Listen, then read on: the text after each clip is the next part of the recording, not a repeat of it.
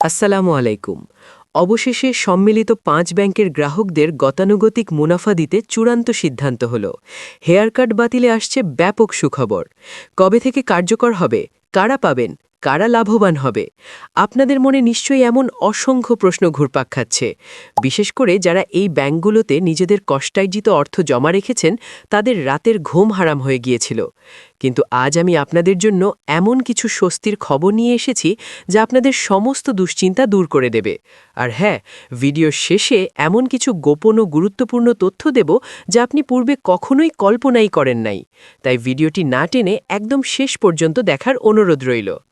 আপনারা যারা নিয়মিত আমার ভিডিও দেখেন তারা জানেন যে আমি সবসময় আপনাদের জন্য সবচেয়ে নির্ভুল এবং আপডেট অর্থনৈতিক সংবাদগুলো নিয়ে আসার চেষ্টা করি। আজ আমরা কথা বলবো দেশের আলোচিত ৫টি ইসলামী ব্যাংকের বর্তমান পরিস্থিতি, মার্জার বা একীভূতকরণ এবং গ্রাহকদের আমানত উত্তোলনের নতুন নিয়মকানুন নিয়ে। ভিডিওটি খুবই তথ্যবহুল হতে যাচ্ছে, তাই এখনই একটি লাইক দিয়ে চ্যানেলটি সাবস্ক্রাইব করে রাখুন। সাম্প্রতিক সময়ে বাংলাদেশের ব্যাংকিং সেক্টরে সবচেয়ে বড় আলোচনার বিষয় হল সম্মিলিত ইসলামী ব্যাংকের মার্জার বা একীভূতকরণ। এই একীভূতকরণ প্রক্রিয়া কি চালু থাকবে, নাকি ব্যাংকগুলো আবার আলাদা হয়ে যাবে? এ নিয়ে গ্রাহক থেকে শুরু করে অর্থনীতিবিদ সবার মাঝেই এক ধরনের দ্বিধাদ্বন্দ্ব এবং আতঙ্কের সৃষ্টি হয়েছিল। বিশেষ করে দেশের নতুন সরকার আসার পর এবং বাংলাদেশ ব্যাংকের নতুন গভর্নর দায়িত্ব গ্রহণের পর এই আলোচনা আরও জোরালো হয়। নতুন গভর্নর দায়িত্ব নেবার পর পূর্ববর্তী অনেক চুক্তি বাতিল করেছেন।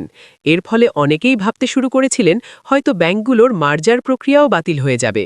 এখানে একটি অত্যন্ত চাঞ্চল্যকর বিষয় ঘটেছিল।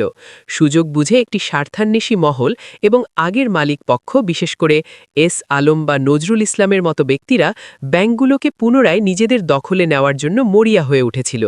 তারা চেয়েছিল এই মার্জার প্রক্রিয়া বাতিল করে আবারও ব্যাংকগুলোর নিয়ন্ত্রণ নিতে। কিন্তু বাংলাদেশ ব্যাংক এবং বর্তমান সরকার অত্যন্ত কঠোর অবস্থানে রয়েছে। মঙ্গলবার বাংলাদেশ ব্যাংকের গভর্নরের সাথে সম্মিলিত ৫টি ব্যাংক অর্থাৎ গ্লোবাল ইসলামী ব্যাংক, ফার্স্ট সিকিউরিটি ইসলামী ব্যাংক, সোশ্যাল ইসলামী ব্যাংক, ইউনিয়ন ব্যাংক এবং এক্সিম ব্যাংকের প্রশাসকদের একটি অত্যন্ত গুরুত্বপূর্ণ রুদ্ধদ্বার বৈঠক অনুষ্ঠিত হয়। এই বৈঠকে বেশ কিছু যুগান্তকারী সিদ্ধান্ত নেওয়া হয়েছে, যা সাধারণ গ্রাহকদের জন্য বড় ধরনের সুখবর। বৈঠকের সবচেয়ে বড় সিদ্ধান্ত হল এই ৫টি ব্যাংকের একীভূতকরণ বা মার্জার প্রক্রিয়া কোনোভাবেই বাতিল হচ্ছে না। পূর্ববর্তী গভর্নরের নেওয়া ব্যাংকিং সংস্কারের যে রীতিনীতি ছিল তা চলমান থাকবে।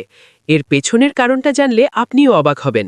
সরকার ইতোমধ্যে এই ব্যাংকগুলোকে বাঁচাতে প্রায় ৩৫,০০০ কোটি টাকার একটি বিশাল অঙ্কের অর্থ ছাড় দেওয়ার ব্যবস্থা করেছে। এর মধ্যে প্রায় ২০,০০০ কোটি টাকা ইতোমধ্যে পরিশোধ বা সমন্বয় করা হয়েছে। সরকারের এত বড় অঙ্কের বিনিয়োগ যেখানে রয়েছে, সেখানে আগের লুটেরা মালিকদের হাতে ব্যাংক ফিরিয়ে দেওয়ার কোনো প্রশ্নই আসে না। তাই যারা ভয় পাচ্ছিলেন যে ব্যাংকগুলো আবার আগের মালিকদের হাতে চলে যাবে এবং আপনাদের টাকা পুরোপুরি গায়েব হয়ে যাবে, তারা এখন স্বস্তির নিঃশ্বাস ফেলতে পারেন। এখন সবচেয়ে বড় যে প্রশ্নটি সাধারণ গ্রাহকদের মনে ঘুরপাক খাচ্ছে তা হলো, ভাই, ব্যাংক তো মার্জার হলো, সরকার টাকাও দিল, কিন্তু আমরা কি আমাদের জমানো টাকা তুলতে পারবো? বিশেষ করে সামনে যখন ঈদ বা বড় কোনো উৎসব আসে, তখন তো টাকার প্রয়োজন হয়। তাহলে আমাদের টাকার কি হবে? বাংলাদেশ ব্যাংক এই বিষয়টি অত্যন্ত গুরুত্বের সাথে বিবেচনা করেছে এবং গ্রাহকদের টাকা ধাপে ধাপে বুঝিয়ে দেওয়ার জন্য একটি সুস্পষ্ট নীতিমালা বা ব্যাংকিং রেজলিউশন অ্যাক্ট জারি করেছে। এই নিয়ম অনুযায়ী আপনি কখন কিভাবে আপনার জমানো টাকা বা মুনাফা পাবেন তা আমি এখন বিস্তারিত বুঝিয়ে বলছি। মনোযোগ দিয়ে শুনবেন, কারণ এই হিসাবটি আপনার নিজের টাকার।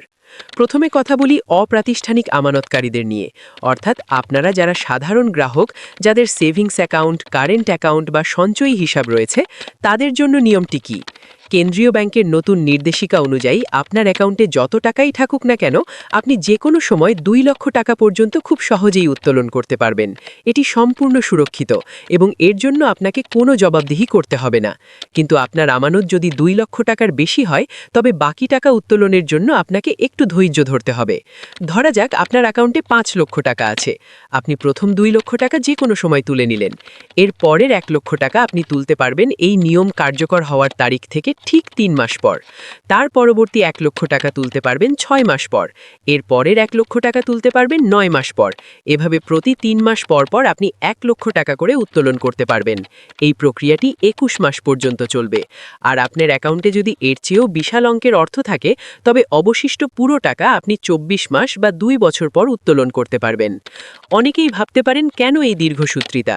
আসলে ৫টি ব্যাংকের অবস্থা এতটা খারাপ করে রেখেছিল আগের মালিকরা যে সবাই যদি একদিনে টাকা তুলতে যায়, তাহলে ব্যাংকগুলো পুরোপুরি দেউলিয়া হয়ে যাবে। তাই ব্যাংকগুলোকে বাঁচিয়ে রেখে আপনাদের টাকার শতভাগ নিরাপত্তা নিশ্চিত করতেই এই ধাপভিত্তিক উত্তোলনের নিয়ম করা হয়েছে। এবার আসুন মেয়াদি আমানত বা ফিক্সড ডিপোজিট অর্থাৎ এফডিআর এবং ডিপিএস গ্রাহকদের কথায়। আপনারা যারা লাভের আশায় টাকা ফিক্সড করে রেখেছিলেন, তাদের টাকার কি হবে? এফডিআর বা মান্থলি ইনকাম স্কিমগুলোর ক্ষেত্রেও প্রথম ২ লক্ষ টাকা যে কোনো সময় উত্তোলনের সুযোগ রাখা হয়েছে। কিন্তু বাকি টাকার ক্ষেত্রে স্বয়ংক্রিয় নবায়ন বা অটো রিনিউয়াল সিস্টেম চালু করা হয়েছে। বিষয়টি একটু ভেঙে বলি। যাদের এফডিআর ৩ মাস মেয়াদি ছিল, তাদের সেই মেয়াদ শেষ হওয়ার পর তা স্বয়ংক্রিয়ভাবে ৩ বার নবায়ন হবে। যাদের ৬ মাস মেয়াদি আমানত ছিল, সেটি স্বয়ংক্রিয়ভাবে ২ বার নবায়ন হবে। যাদের ১ বছর মেয়াদি ফিক্সড ডিপোজিট ছিল, সেটি মেয়াদ শেষে ২ বার স্বয়ংক্রিয়ভাবে নবায়ন হিসেবে গণ্য হবে।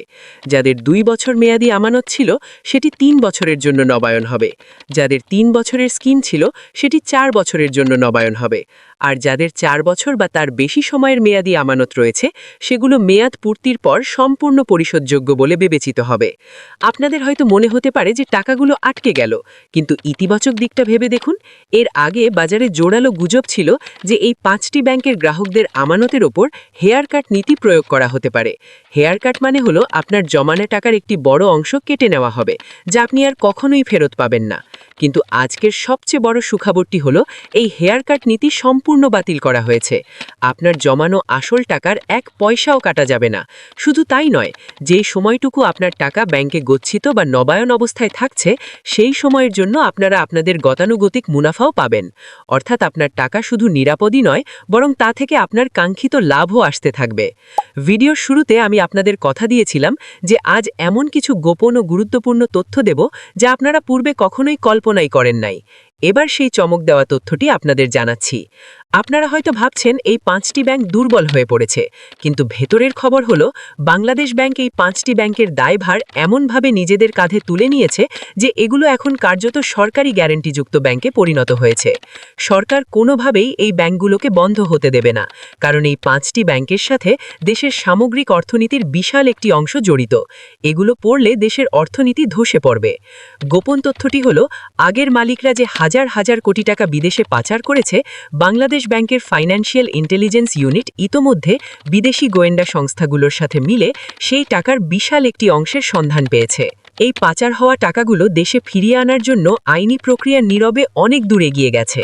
একবার যদি এই পাচার হওয়া অর্থের একটি বড় অংশ দেশে ফেরত আনা সম্ভব হয়, তাহলে এই যে আমি আপনাদের একটু আগে বললাম ২ বছর বা ৩ বছর অপেক্ষা করতে হবে টাকা তোলার জন্য, এই নিয়মটি আর থাকবে না।